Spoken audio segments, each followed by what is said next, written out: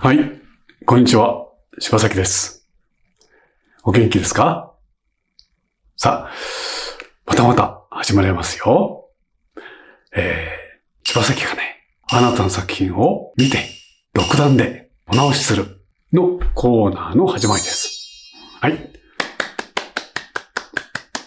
さあ、今日はね、どなたから絵が来たのかな？楽しみです。今から抽選に入ります。では、早速やってみますね。さあ、まず書きましてね。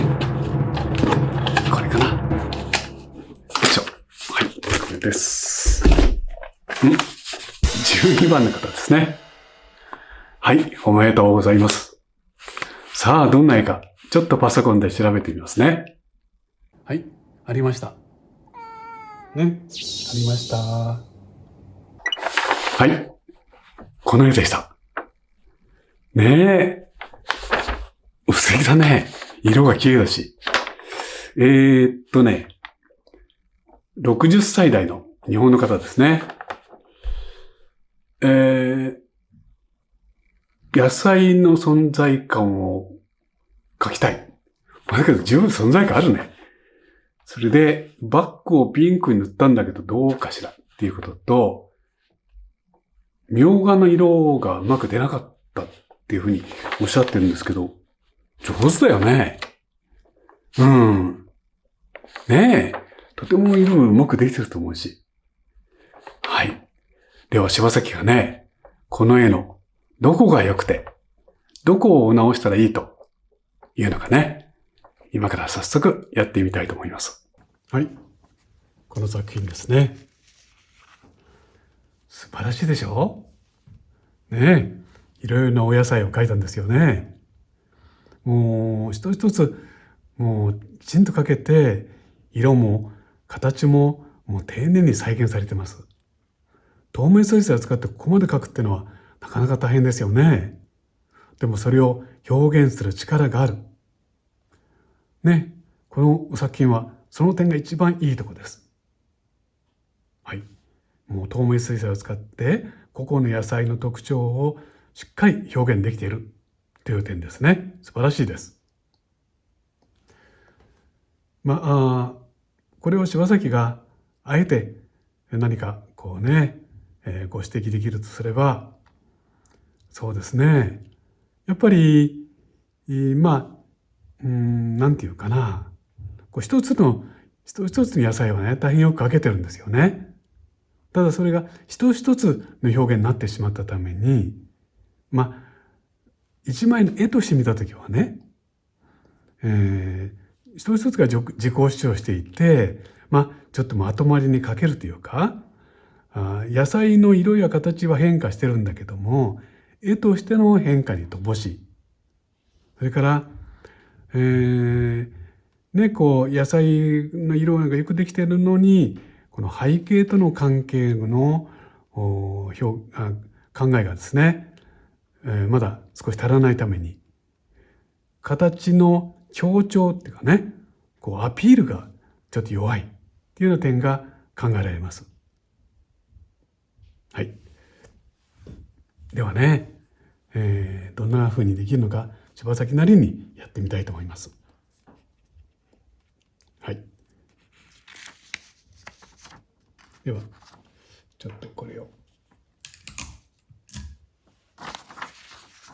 上の方に置いて、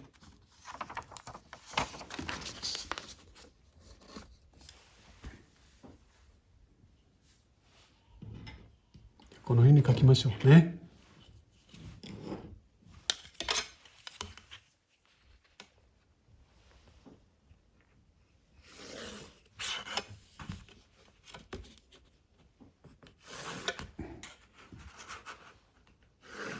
この辺でいいかな。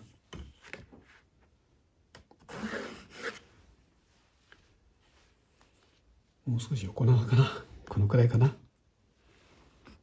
こんな画面かな。はい。それで、この辺にとても形の面白い人参があるんですよね。だからじゃあこれをとてもよく描けてるからですね。これをね、メインのものとして、そしてその後ろにさつまいもがあるんですけども、これをですね、もう少しだけね、こうしっかりとこうオーバーラップさせて、こうですね。それからね、ここにパプリカかな、なんかあるんですよね。これは今横にこう横倒しにこうやって書いてあるんですけども、こう縦にできるものは縦にしてみましょう。こうやって、そうすると画面作りとしてはずっと変化出てきます。このように縦に置くんですね。ここちょっと突き出しようかな。こんな風にやってね。そうすると横にしたもの縦にしたもの、絵作り面白いでしょね。あとここに人参がありますよね。人参もこれとこう競い合わないためにはですね、こうやって描いたら、こう画面外にこう切ってしまいましょう。こうやって。そうするとこれちょっと脇役に見えてきます。ね。でここにみょうがですね。みょうがはね、とてもいいですよ。こう置き方がこんな風に置いてあるんだよね。こう置いてあるんだね。これはすごく置き方としてはなんでこれがいいかっていうとですね、こういうふうにこう目が画面に入っているんですよ。それにこう役立ってるんですね。こうやって視線の導入に役立ってるわけです。その点非常にいいです。ね。というふうに配置としては柴崎はこんなふうにアドバイスができます。はい。それでここにこうひげ根っこなってるんだよね。うん。さあ。で書いてみようかな。でじゃあこれを一番メインに書こうかね。はい。マランちゃん返事してます。でもう人参上手なんだよね。とってもいいし。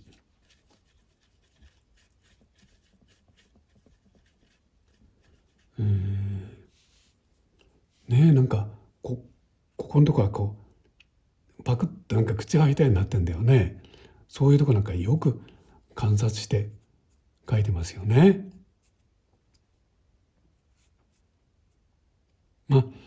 ね、人参大変上手だから、柴崎は書いても後追いになってしまうんですけども、それであとですね、これを描くときに多分何か上からポンときた光で描いてますけども、どこか右か左に少しですね、光をこう定めるようにして描くと、もっと、立体的な表現とかですねはうまくいくんだろうなと思います。スタンドかなんかねつけて描くとこんなふうにねなんとなくの光になっちゃうんですけども、もう少しこう光の扱いを意図的にですね、私はこっちから光を当たったように当てたんですよっていうのが見えると、物の存在感がはっきりしますね。はい、ここら辺がちょっと明るく光ってんだよね。このところすごくよく見て描いてると思います。で光はこっちから来たと設定すると、こっち側日陰ですよね。そのように日向と日陰をはっきりさせてみる。ね。そうするとこちらが日陰ですよね。こういうふうになってご自分もこう形が描きやすくなると思います。光と影をですね決めてあげる。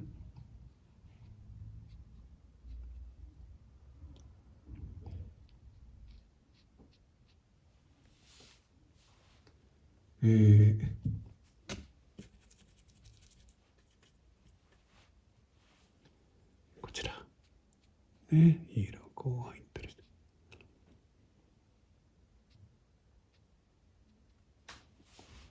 でここが、何か穴が開いたようになってるんですよね。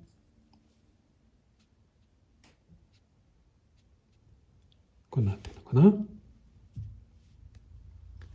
そうするとこちら側がこうなってんだよね。これなんだ。また乾いたから少し、じゃあちょっとやっちゃおうかな。ここが日陰ですから、こう暗くて冷たい色。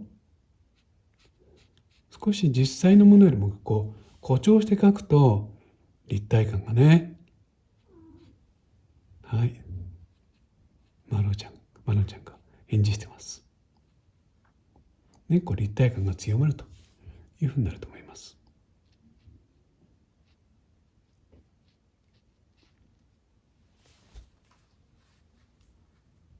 えーっと、そ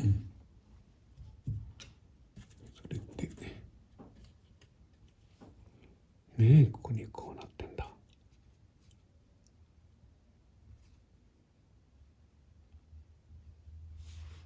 ここでね、ちょっとお知らせです。柴崎はね、チャンネルメンバーシップをやっております。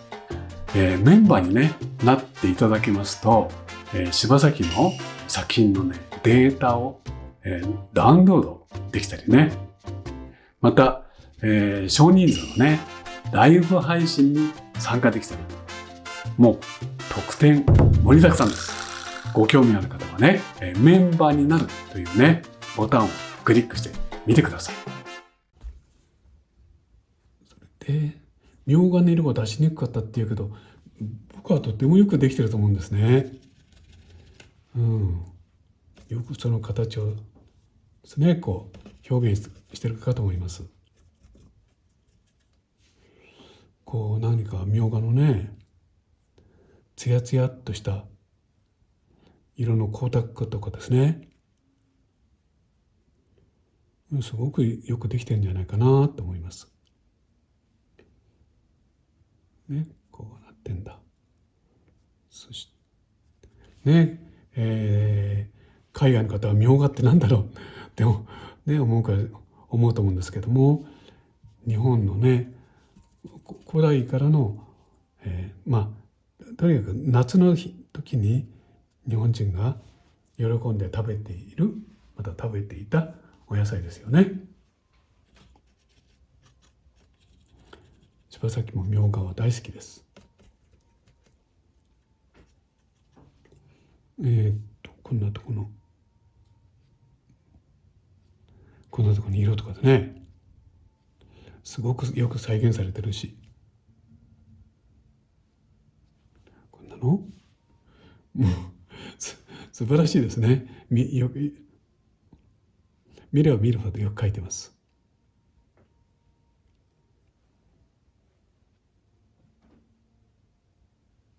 これ何描いてるのかな。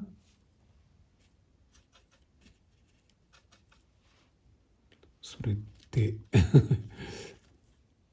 細かいな。これこうね、こう筆を割ったりして、この辺で描くといいかな。よいしょ。それから何でもそうなんですけど、こうあんまりよく見せぎるとですね、こうもうその通りにいかなきゃいけないみたいにってねなっちゃうんですね。だからなんて言ったらいいかな、言い方難しいけど、あんまりよく見てしまうのもね書きにくいっていうかね、気持ちが辛くなっちゃうってことですね。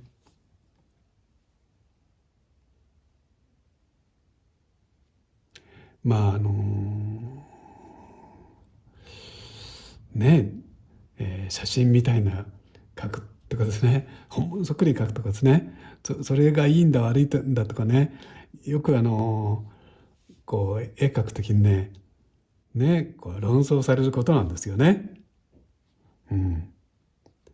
写真というものはこれもう登場してもう久しいんですけども、それについてじゃあそれと絵画っていうのは何だとかね、それはどういうことなんだとかってね、そういう議論ってよくね起こることなんですよ。でもこういうのを書いてるともう本物そっくりに迫りたいみたいなね、それは人間のとね、持って生まれた何かかもわかんないんですけどね。しかし、それをね、どのくらいのところに手を打つかなんですけどね。でこちらが日陰ですので、光はこっちから設定してありますので、そしたら、こちらは日陰なんだろうというふうに、もう一回こっちにブルー系の色をこうかけてきて、マロンちゃんお水飲んだらダメだよ。ですね。よいしょ。こうかな。はい。それで、じゃあもう一回。そうですね。それで、こうなったらまた、じゃあこれの、少し凸凹感ですね。大変うまいから、どうしようかな。こうやって、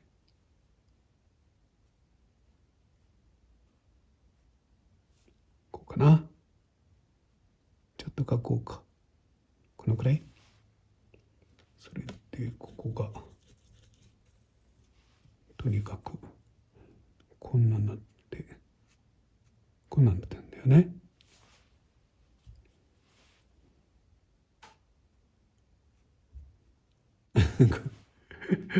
こんなんでいいのかな。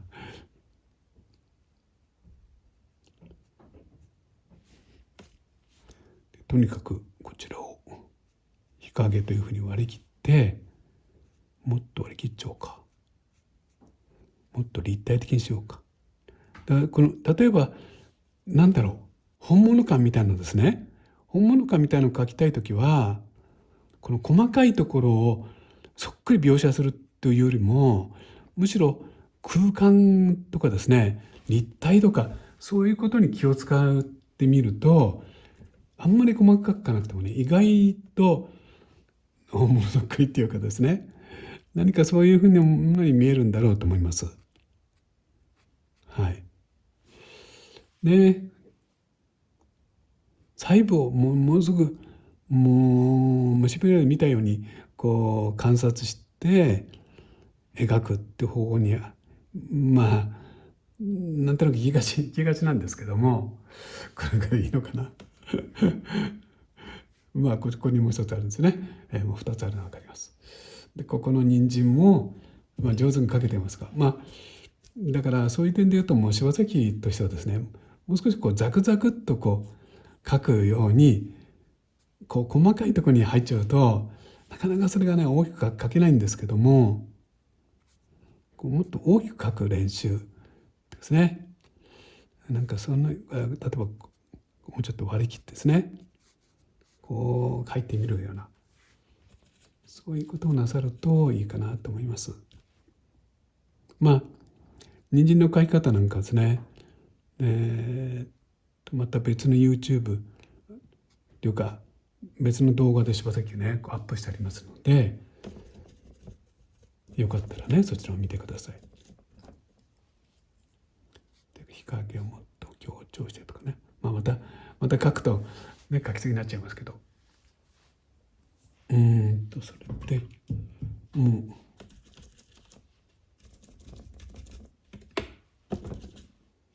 で後ろのさつまいも、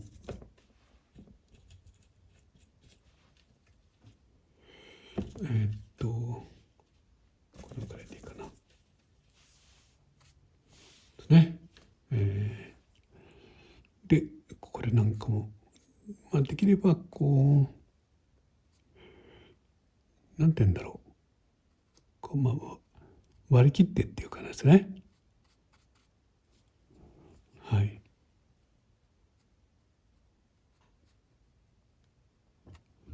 でここをしっかりとオーバーラップさせて、こうですね。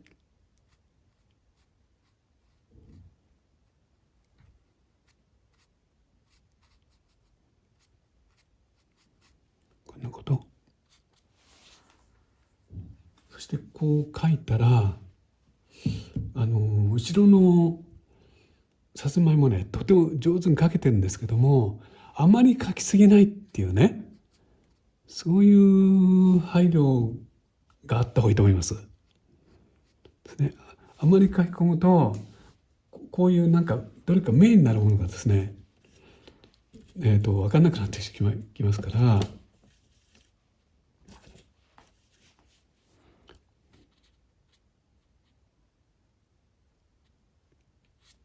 こうね、こういうもの、もし立ってんだったらこういうものの日陰とかですね、何かそういうものを書いてみるとか、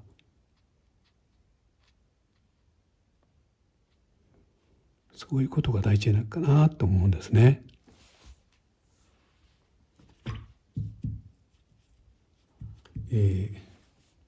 もちろん細部はね、大変うまいんですよ。だからうまいからこれでいいんですけども、あまり書きすぎないっていうね、ちょっとだけその特徴を出す。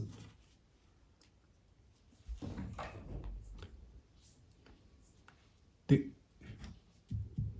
パプリカも上手なんですね。パプリカも非常に上手なんですね。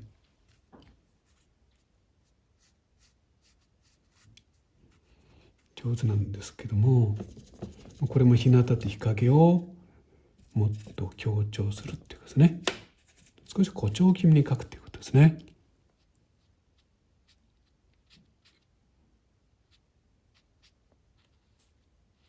こうやってこのくらいかな、このくらい、はい、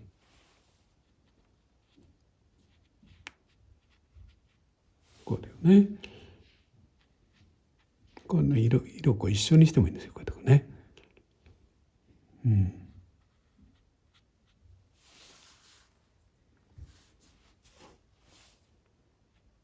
それってですね、どっちがいいのかな。こういうものを強調したい時ですね、もっと影を強く描いとその存在感が強まるんですね。はい。だから床をね、明るいピンクのようになさったという話なんですね。それはいいと思うんですね。こうやってこう描いてくるんですよね。それはいいと思います。そしたら影をですね、実際そうじゃなくてもですね、もっと暗い冷たい色にして見るというね。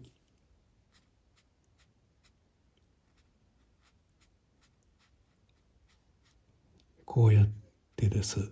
でこれはこの影をここまでこう描いてみるとかですね。その影の描き方ですね。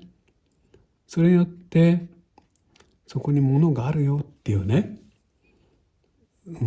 そういうなんか存在感みたいのが強調できるというわけです。例えばこれなんかも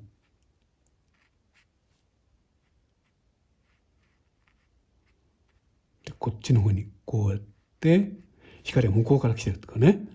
そうするとですね、この日陰をうまく使ってここがこうなるわけだよね。こうやって影を描くとこの形がすごく強調されるんですよね。ここもこうやって影を描く。例えばこうだよね。もっとこう描いてもいいかな。これもこうだよね。これもこうなってこうなってこうなる。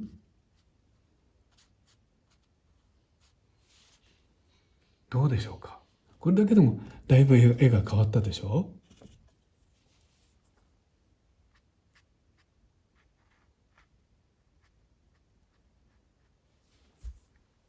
この影をうまく使うね。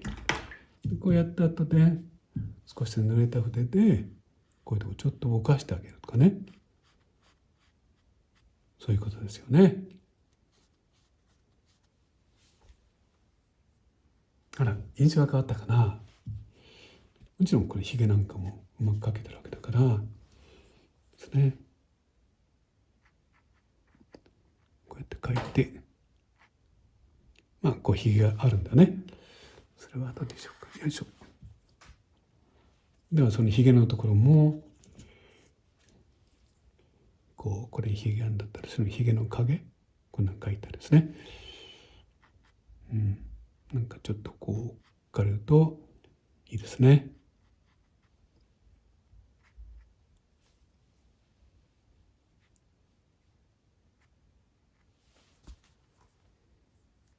はい。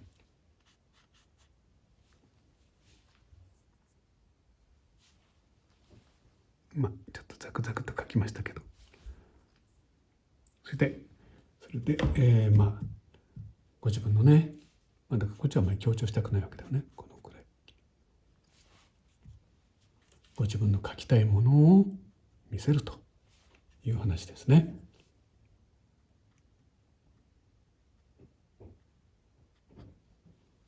このくらいかな。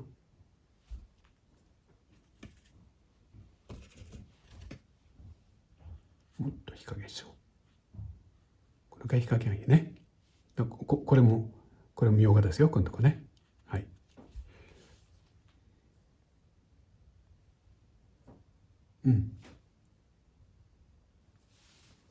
はい、というお話です。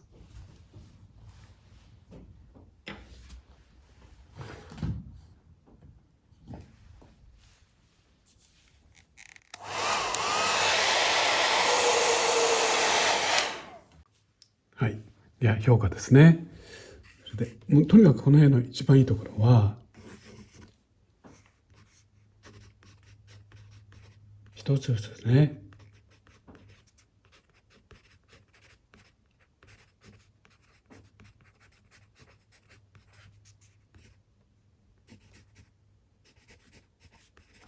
特徴をね、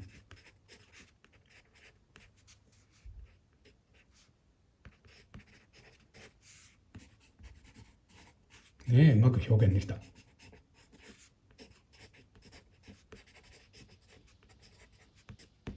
これが一番いいところですね。はい。そうですね。まあ一つアドバイス、例えばこういうものは、こ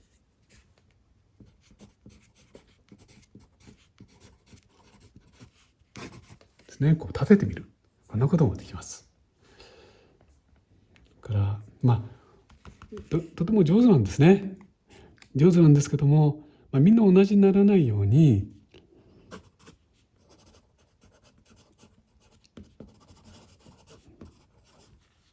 細部ほどほどに。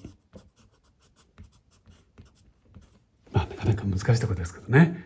目標として頑張ってみてください。それからこんなふうにですね、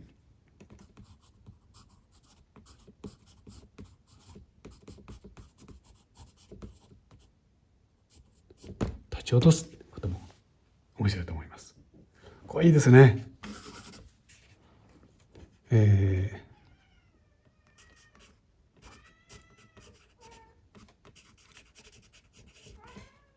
みょうがの配置。で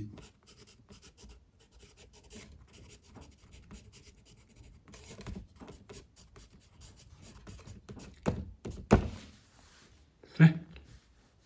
もちろんこれも上手ですよ。で、もう少し野菜を強調したり、野菜の関係をつなげたりするんですね。例えばこのように、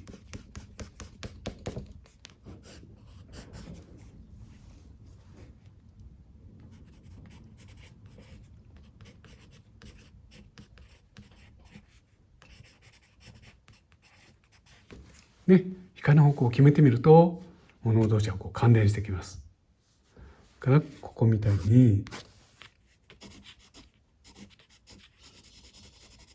影をもっと暗くして、そうすると形が強調できます。